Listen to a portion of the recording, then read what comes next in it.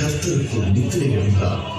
டென்மார்க்கில் இருந்து வந்து நம் மொழியையும் நேசித்த ஒருவர் அயராத முயற்சிதான் இன்று நாம் தினமும் வாசிக்கும் வேத புத்தகம்.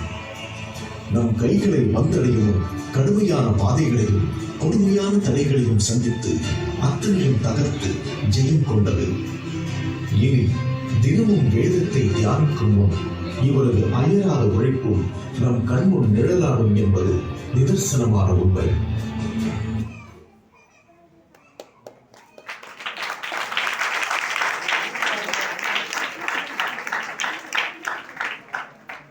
அப்போஸ்தலர் 17ஆம் அதிகாரம் 11ஆம் வசனத்தின்படி பெரயா பட்டணத்தார் தினந்தோறும் வேத வாக்கியங்களை ஆராய்ந்து பார்த்ததினால் தெசலோனிக்கேயில் உள்ளவர்களை பார்க்கலும் நற்குணசாலிகளாய் இருந்தார்கள்.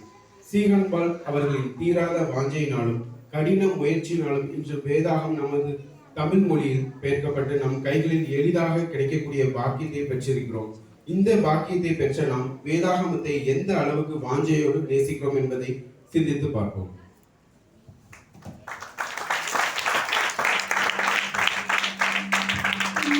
நிறைய மொழிகள் இருந்தாலும் ஆனா வேதாகமம் தமிழ் மொழியில தான் முதல்ல மொழிபெயர்க்கப்பட்டது.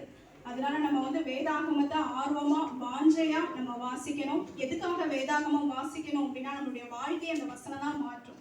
அடுத்ததாக